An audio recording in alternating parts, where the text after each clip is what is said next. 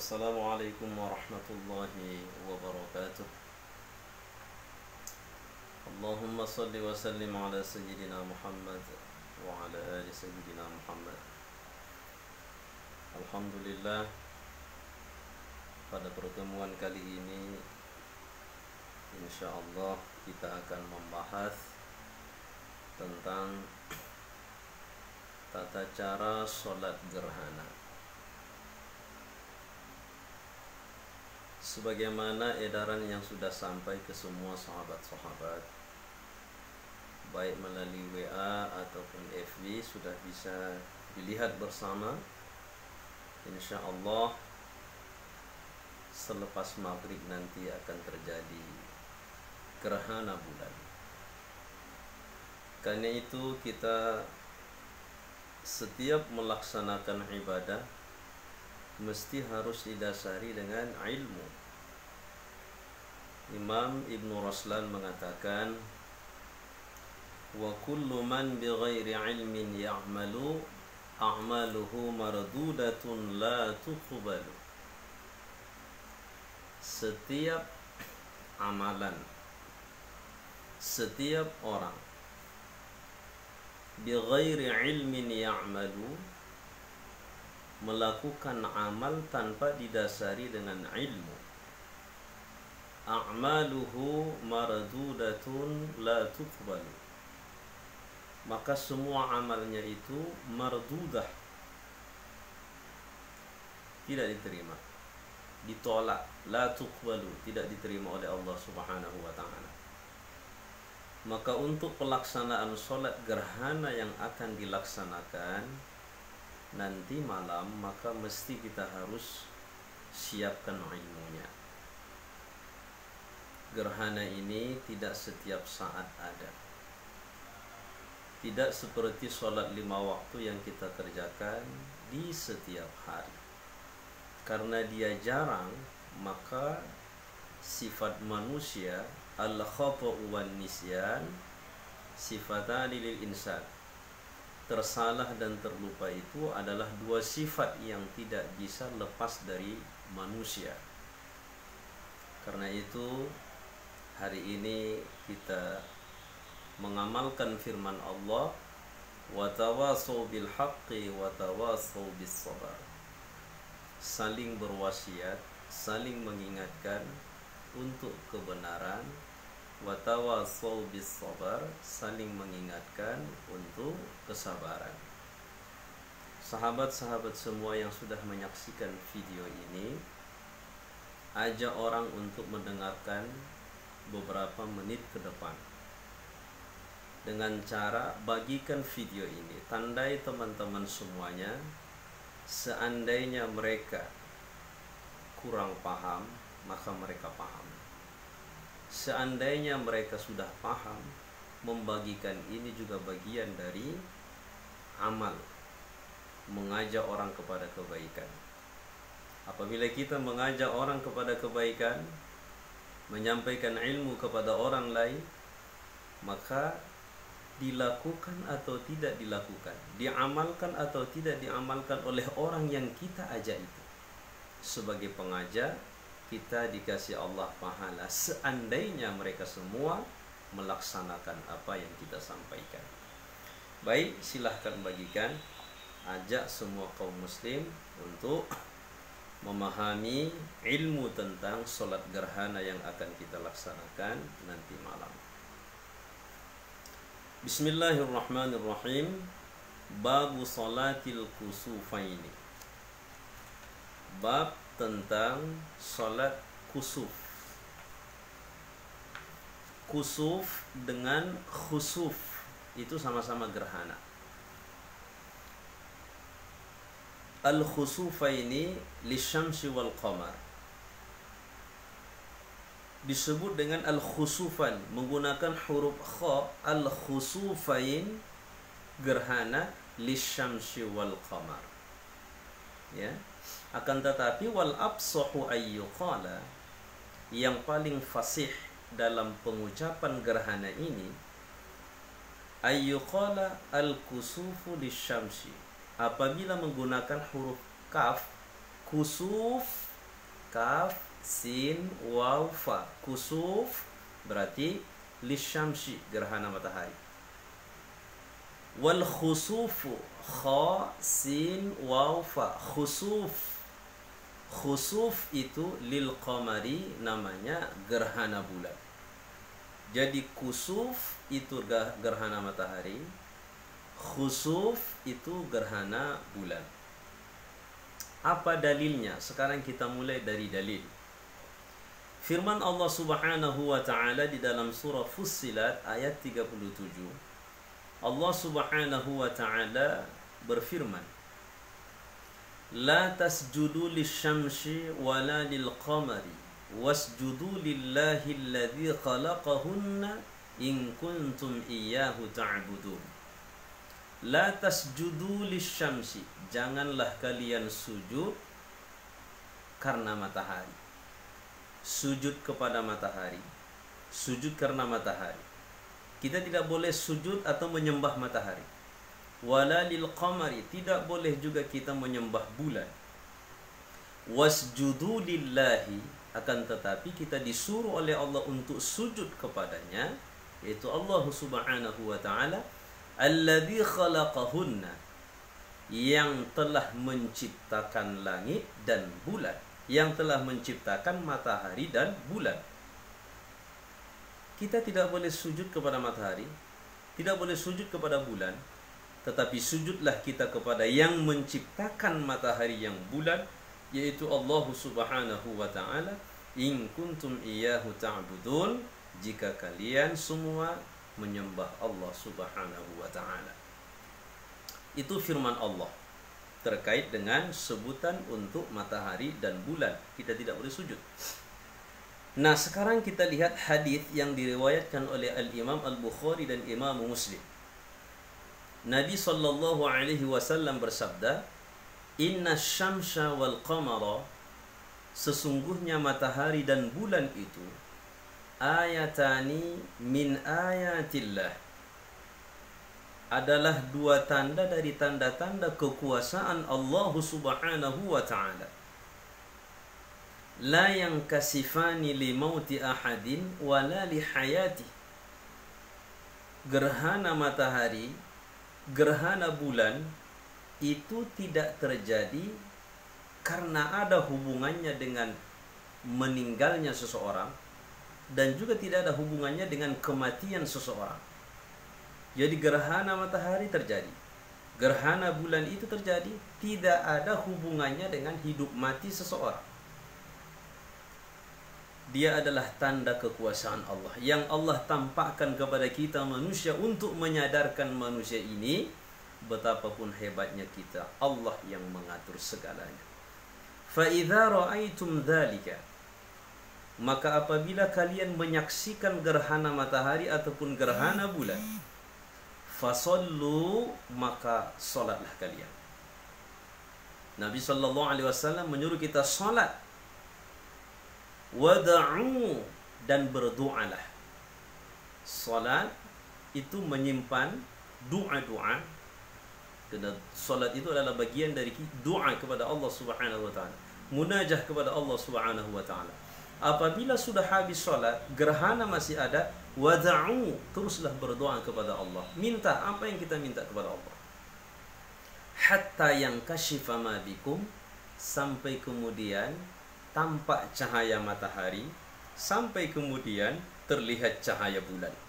Nah, jadi sebelum gerhana itu selesai, gerhana matahari terjadi di siang hari, gerhana bulan terjadi di malam hari. Sebelum habis waktu gerhana itu, maka salat sudah selesai. Teruslah berdoa kepada Allah Subhanahu wa taala. Doakan kepada Allah, ya Allah, saya belum memiliki keturunan, doakan kepada Allah Subhanahu wa taala. Ya Allah, saya punya masalah, selesaikan, berikan solusi kepada saya untuk keluar dari masalah ini. Doakan kepada Allah Subhanahu wa taala. Sepanjang doa itu tidak melampaui batas, maka berdoalah kepada Allah. Insya Allah pada saat gerhana bulan nanti malam terjadi, doa kita diijabah oleh Allah. Doakan apa yang kita inginkan. Ud'uni astajib lakum. berdoalah kepadaku, kata Allah, kuperkenankan. Dan pada saat gerhana bulan atau gerhana matahari ini adalah salah sebahagian di antara waktu yang doa kita diijabah oleh Allah Subhanahu wa ta'ala. Nah, sekarang apa hukumnya? Hukmuha sunnatun muakkadatun walau limunfaridin. Hukum dari solat gerhana nanti malam, gerhana bulan atau gerhana matahari di siang hari, itu adalah sunnatun muakkadatun walau limunfaridin. Sunnah muakkadah meskipun sendiri. Bedanya kalau dia solat berjamaah ada khutbahnya. Kalau sendiri nanti siapa yang berkhutbah, siapa yang mendengar khutbah. Wa yukrahu tarkuha, meninggalkan solat gerhana ini dimakruhkan. Wa tusannu jama'atan wa fil masjidi wa in dhaqa, dan disunnahkan pelaksanaan solat gerhana itu berjamaah. Wa fil masjidi, dan disunnahkan dilaksanakan solat itu di dalam masjid. Wa in dhaqa, meskipun masjid itu sempit. Beda dengan solat Id. Solat Id di masjid, di lapangan pilihan. Justru di lapangan itu bisa mendatangkan banyak wanita-wanita yang sedang berhalangan, ramai solat Idul Fitri, Idul Adha. Tapi ini dianjurkan supaya di masjid saja. Walaupun solat Idul Fitri, Idul Adha itu kalau pilihannya sepanjang muat di masjid, kalau tidak muat di lapangan. Tapi kalau ini solat gerhana ini sempit pun tetap usahakan di masjid dilaksanakan. Al-hikmatu fiha. Sekarang kita melihat hikmah dari solat gerhana ini.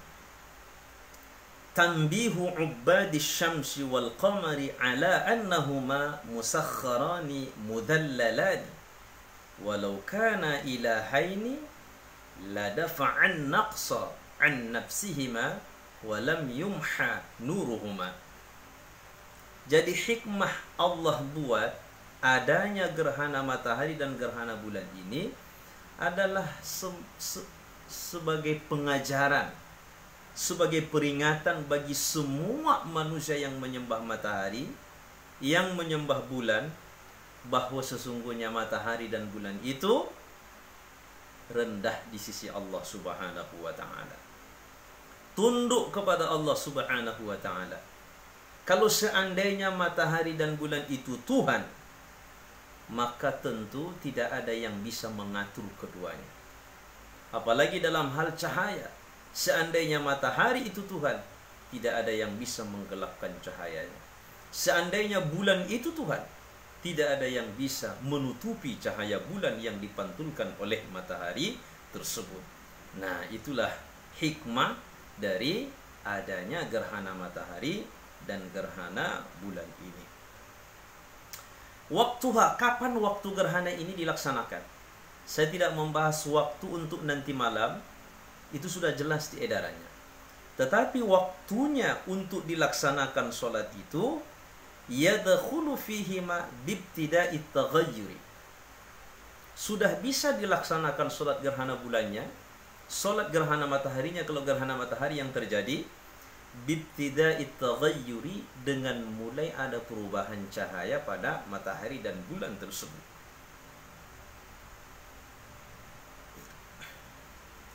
Nah, sekarang kita memulai caranya. Ya. Bagaimana tata cara solat gerhana ini? Kaifiyatu solatiha laha thalathu kaifiyatin. Tata cara pelaksanaan solat gerhana matahari ataupun gerhana bulan ini sama sebenarnya, akan tetapi nanti ada bedanya saja.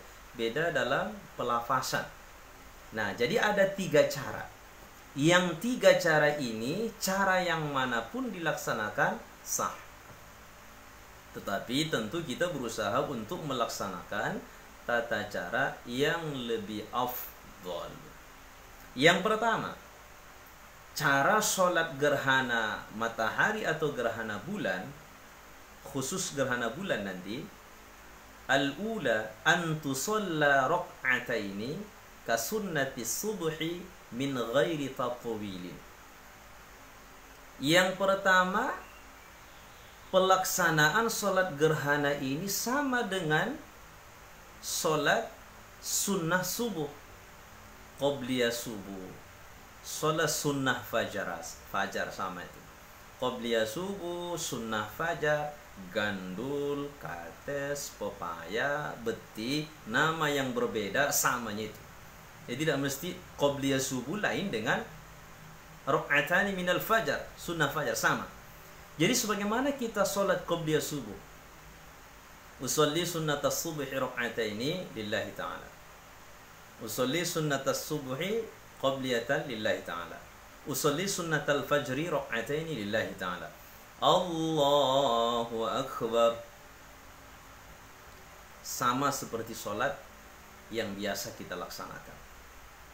Bacaannya, doa iftitah disunnahkan, suratul Fatihah disunnahkan. Kemudian khusus untuk qobliyah subuh ini disunnahkan membaca rakaat pertama qul ya ayyuhal kafirun, rakaat yang kedua qul huwallahu ahad. Nah, jadi tidak ada lagi di sini dua kali pengulangan bacaan. Allahu akbar setelah dibaca sami'allahu liman hamidah, Allahu akbar. Rakaat yang kedua Allahu akbar, assalamualaikum warahmatullah. Itu cara yang pertama. Jadi sholat sunnah gerhana matahari maupun gerhana bulan ini, metode yang pertama sama seperti sholat sunnah biasa.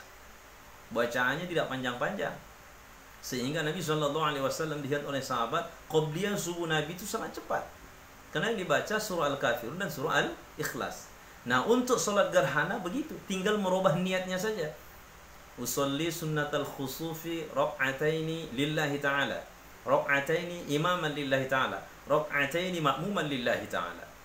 Metode yang kedua, antusalla rakaataini, salat 2 rakaat, min ghairi tatwilin, dengan bacaan yang tidak panjang, biasa juga bacaannya. Surah Al-Kafirun, surah Al-Ikhlas, atau surah yang mana saja. Ya. Bi ziyadati ruku'in wa qiyamin fi kulli rak'atin. Akan tetapi bedanya dengan tata cara yang pertama tadi, ini bertambah ruku' dan berdirinya. Fayakunu fi kulli rak'atin qiyamani qira'atani wa ruku'ani. Watajibu qiraatul Fatihati fi kulli qiyamin. Dan cara yang kedua ini Allahu akbar. Kemudian setelah takbir doa iftitah biasa. Baca surah. Jadi imam misalnya baca surah Al-Fatihah wajib, karena ini adalah rukun salat. Baca surah apa saja yang pendek. Nah, tidak usah yang panjang. Habis itu Allahu akbar, ruku'. Subhana rabbiyal azim wa bihamdih. Subhana rabbiyal azim wa bihamdih. Biasa saja itu yang dibaca, ya. Sami'allahu liman hamidah. Sami'allahu liman hamidah. Kemudian kembali posisinya seperti takbiratul ihram. Bagi imam, Bismillahirrahmanirrahim. Alhamdulillahi rabbil alamin. Baca lagi surah Al-Fatihah. Habis surah Al-Fatihah, baca lagi surah. Ruku'. Subhana rabbiyal azim wa bihamdih. Sami'allahu liman hamidah. Allahu akbar. Ya. Ruku', sujud, habis itu kembali ke rakaat yang kedua seperti itu juga lagi. Ya. Baca Al-Fatihah, baca surah, ruku'. Sami'allahu liman hamidah, baca lagi surah Al-Fatihah, baca surah, kemudian ruku', baru kembali normal, salat seperti biasa. Itu cara yang kedua. Ya. Cara yang ketiga, wahiyal akmalu, ini yang paling sempurna. Jadi ingat, ada 3 cara. Cara yang pertama biasa, seperti sholat qobliyah subuh atau sholat sunnah-sunnah yang lain. Cara yang kedua, sholatnya sama seperti qobliyah subuh tadi, bacaannya. Cuman bedanya dengan yang pertama tadi, 2 kali baca surah, 2 kali ruku di setiap rakaat. Berarti Al-Fatihahnya 4 kali, baca surahnya 4 kali, rukuknya berarti 4 kali juga. Ya. Sujudnya kembali normal, 1 rakaat 2 sujud, 2 rakaat 2 sujud. Berarti 4 sujud. Cara yang ketiga ini wahiyal akmalu, ini yang paling sempurna. Ini yang lebih sempurna, ya. Bagaimana caranya? Antusalla rak'ataini kal kaifiyati tsaniyah. Salatnya tetap 2 rakaat dan caranya seperti cara yang kedua. Akan tetapi bedanya apa? Walakin ma'at tatwili fil qiyamati bil qiraati wat tatwili fil ruku'ati was sajdati bit tasbih. Bedanya dengan yang kedua ini, bedanya dengan yang kedua yaitu yang ketiga ini, surah yang dibaca panjang-panjang. Pada saat ruku, tasbih yang dibaca lama tasbihnya, ya. Sujud juga lama sujudnya. Nah, itu bedanya. Jadi metode yang pertama biasa, metode yang kedua dengan yang ketiga ini sama, bedanya surahnya dibaca panjang kalau yang ketiga ini, rukuknya juga lama rukuknya, sujudnya juga lama sujudnya. Nah, jadi doa kita kapan? Nanti kalau habis sholat, sudah habis waktu gerhana. Dalam sholat pun kita berdoa bisa. Di dalam sujud kita berdoa. Bahasa Indonesia juga tidak masalah. Cuman kalau dia bahasa Indonesia jangan lafazkan. Ya Allah ya Tuhanku, selama ini saya agak susah untuk mendapatkan rezeki, mudahkan rezeki. Berbahasa Indonesia, batal sholat. Nah, jadi dalam hati kalau bukan bahasa Arab. Nah, itulah mulianya bahasa Arab. Nah, ukurannya bagaimana? Berdirinya itu ukurannya apa? Apa surah apa yang dibaca? Miqdarut tatawili fil qiyam. Ukuran bacaan pada saat berdiri. Al-qiyamul awwalu minar rak'atil ula. Surah yang dibaca rakaat yang pertama setelah membaca suratul Fatihah, baca suratul Baqarati au qadruha. Seluruh surah Al-Baqarah itu baca, atau yang seukuran banyak ayatnya dengan surah Al-Baqarah.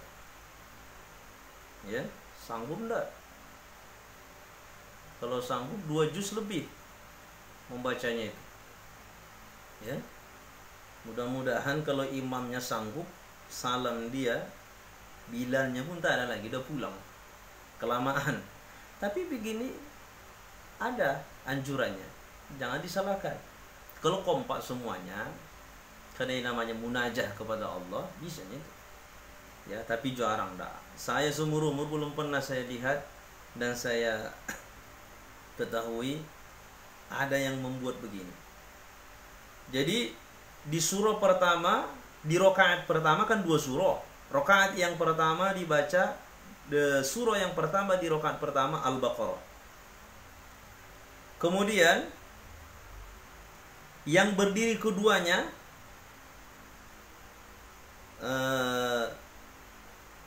Al-Qiyamus Tsani minar rak'atil ula. Oh, yang kedua aja. Berarti surah yang keduanya rakaat yang pertama, surah yang keduanya suratu Ali Imran au qadruha. Surah Ali Imran atau yang seukuran dengan surah Ali Imran, semuanya, bukan 2 ayat, 3 ayat, semuanya baca. Baru rakaat yang kedua Di rakaat yang kedua baru kemudian membaca surah. Surah yang dibaca An-Nisa atau seukuran surah An-Nisa. Ayat yang keempat itu, di rakaat yang kedua, ayat yang keempat itu suratul Maidah au qadruha. Baca surah Al-Maidah semuanya atau yang seukuran dengan surah Al-Maidah. Itulah ukuran yang lebih sempurna. Cuman kita lihat juga lah jemaah nantinya. Sanggup Bapak Ibu? Sanggup? Mulai. Sanggup Bapak Ibu demikian? Jangankan begitu, Al-A'la sama Al-Ghasyiyah saya sudah batuk jamaah di belakang 5 orang. Nah kalau begitu kembalilah. Yang lebih banyak sebenarnya mengamalkannya yang kedua. Nah cuman tasbihnya, rukuknya itu dan sujudnya agak dilamakan sedikit. Lalu ukuran rukuknya macam mana? Nah ukuran rukuk di rakaat yang pertama, rukuk pertamanya itu biqadri mi'ati ayatin min suratil Baqarah, seukuran 100 ayat dari surah Al-Baqarah. Itulah rukuk. Jadi rukuk di rakaat yang pertama, rukuk pertamanya itu lamanya subhana rabbiyal azim, subhana rabbiyal azim wa bihamdi, ukurannya sama seperti membaca 100 ayat. Jadi kalau waktu imsak itu Nabi membaca sekitar 50 ayat, kira-kira 10 menit, berarti kalikanlah 100 berarti 20 menit rukuknya. Mungkin kalau di Medan dibuat demikian, dah batal wudu tu. Ya. Dah batal. Belum apa lagi sujudnya nanti. Nah, tapi begitu ancurannya. Kalau sanggup. Untuk rukuk yang pertama di rakaat yang kedua, untuk rukuk yang kedua di rakaat yang pertama tadi biqadri samanina ayatan minha, sekitar waktu membaca 80 ayat surah Al-Baqarah. Lama juga itu, 18 menit ada ya. Baru rukuk yang pertama di rakaat yang kedua biqadri sab'ina ayatan minha, seukuran 70 ayat dibaca surah Al-Baqarah. Rukuk yang kedua di rakaat yang kedua itu biqadri khamsina ayatan minha, seukuran 50 ayat dari bacaan suratul Baqarah. Itu sujudnya. Ya. Itu rukuknya. Lalu ukuran sujudnya sama juga. Ya, disamakan lah. Sujudnya, rukuknya. Malah kalau bisa lebih lama lagi, kenapa lebih lama sujud lebih bagus. Nah, jadi itulah ukurannya yang lebih sempurna kalau sanggup. Tapi kalau tidak sanggup jangan dipaksa ini. Kalau sudah jelas tidak sanggup dipaksa, itu namanya membebani diri. Maka yang dilaksanakan sebenarnya itu metode yang kedua. Walaupun surahnya bukan surah yang pendek, lebih panjang sikit. Itu pun kadang-kadang lebih panjang sikit dibuat ayatnya. Dah banyak yang berdehem di belakang. Nah, jadi diingatkan bagaimana supaya khusyuk. Bukan untuk selfie nanti pada saat sholat gerhana bulannya. Lagi melaksanakan sholat gerhana bulan. Tapi ini pengaduan. Seandainya Allah gelapkan dunia ini selama-lama, tak ada yang bisa menghalangi. Maka kita mengadu, menghinakan diri kita kepada Allah Subhanahu wa ta'ala dengan melaksanakan sholat. Nah, bedanya apa sebenarnya? Bedanya kalau dia gerhana bulan dengan gerhana matahari, pelaksanaan sholatnya satu sisi saja. Ya, Imam Ibn Raslan menyebutkan dalam kitab Zuhad beliau, wal jahru fi qiraatil khusufi liqamarin wassirru fil kusufi wa khutbatani ba'daha kal jumu'ah qaddim ala fardin biwaqtin wasi'ah. Wal jahru fi qiraatil khusufi, beda pelaksanaan gerhana bulan dengan matahari ini. Kalau dia gerhana bulan wal jahru, imamnya membaca jahar. Bismillahirrahmanirrahim. Alhamdulillahi rabbil alamin. Jadi nanti malam imamnya kuat bacaannya. Wasirru fil kusufi, tapi kalau gerhana matahari yang dilaksanakan di siang hari disamakan seperti sholat zuhur, asar, sir. Jadi imamnya sama seperti sholat zuhur dan asar, pelan bacaannya. Allahu Akbar, baca sendiri, makmum pun baca sendiri. Sami'allahu liman hamidah, baca lagi sendiri. Lamanya sama. Jadi gerhana bulan nanti malam dijaharkan oleh imam bacaannya, gerhana matahari disirkan oleh imam bacaannya. Kalau khutbahnya sama, isinya sajalah yang beda mungkin ya. Nah, yang satu berbicara gerhana, tapi dua-dua sama-sama dibahas itu. Nah, jadi kalau isi dari khutbahnya itu diserahkan kepada khotib, dia lebih tahu. Jadi dua khutbah sama seperti khutbah Jum'ah. Bedanya apa? Kalau khutbah Jum'ah duluan khutbahnya baru sholat. Ya. Qaddim ala fardin biwaqtin wasi'ah. Tapi kalau dia sholat gerhana bulan dan gerhana matahari ini, sholatnya dulu baru kemudian khutbahnya. Sama seperti sholat Idul Fitri, Idul Adha, sholat dulu baru berkhutbah. Bukan berkhutbah dulu baru sholat. Kalau berkhutbah dulu baru sholat, itu namanya sholat Jumu'ah. Yusannu ay yaktubal imamu khutbatain ba'da sholati, ya, yahithu fihima 'alal khairi. Jadi imam itu berkhutbah setelah sholat. Dan ini sebenarnya ada kekurang tepatan dalam kebiasaan. Sholat Jum'ah maupun sholat Idul Fitri, Idul Adha, gerhana bulan, gerhana matahari. Yang lebih tepat, siapa imam dia khotibnya. Ini kadang-kadang dibedakan. Ini khotibnya, lain imamnya. Bukan begitu. Yang dianjurkan lebih tepatnya itu, dia imamnya, dia juga khotibnya. Walaupun beda imam, beda khotib, sholatnya tetapnya itu sah.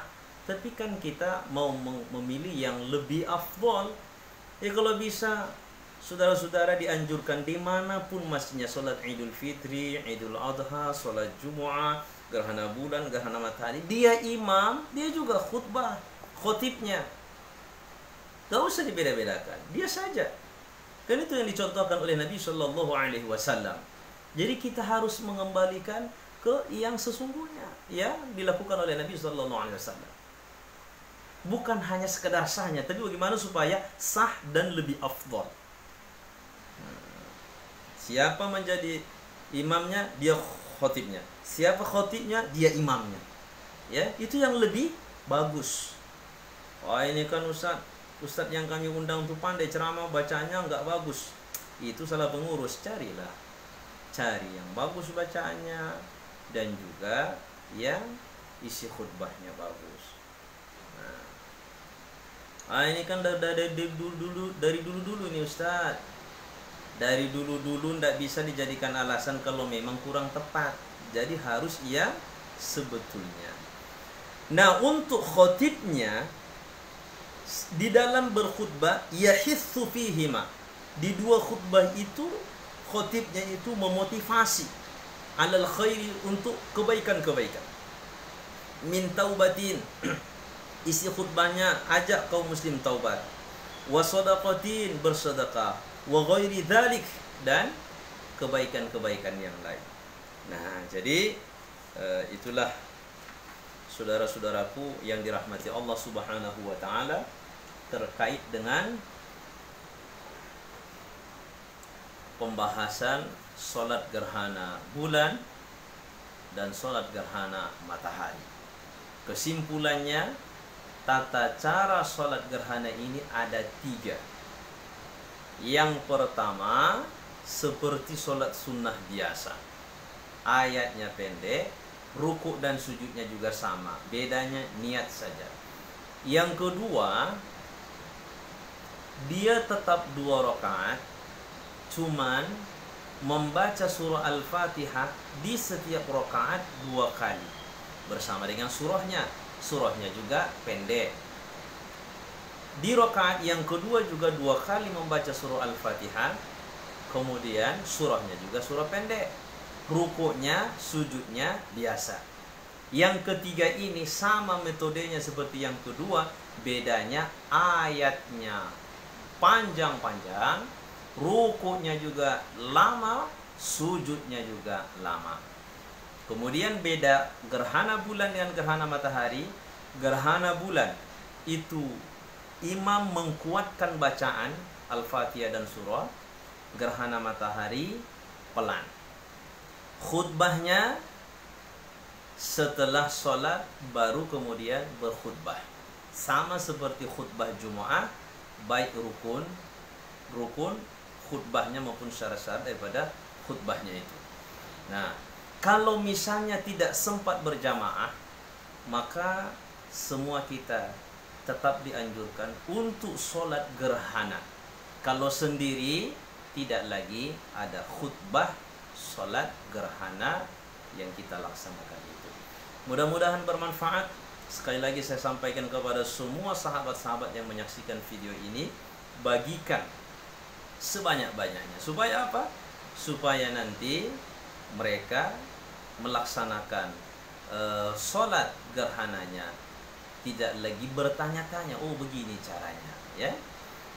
Sekali lagi, bagikan ke FB, bagikan ke WA, semua cara gunakan media ini untuk menyampaikan ilmu yang bermanfaat. Demikian, mudah-mudahan bermanfaat. Mohon maaf atas segala penyampaian yang kurang berkenan di hati sahabat-sahabat sekalian, karena ini adalah video ceramah saya pertama di bulan Syawal ini. Saya juga menyampaikan kepada semua sahabat-sahabat, taqabbalallahu minna wa minkum siyamana wa siyamakum minal a'idina wal faizin. Saya mohon maaf lahir dan batin. Mudah-mudahan puasa yang kita laksanakan diterima oleh Allah Subhanahu wa taala, dan semua amal-amal yang kita laksanakan di bulan Ramadan yang sudah berlalu beberapa hari, yang sudah berlalu beberapa hari, ya. Mudah-mudahan kita semua dikumpulkan oleh Allah Subhanahu wa taala dalam kebaikan dunia dan di hari kelak nantinya. Wassalamualaikum warahmatullahi wabarakatuh.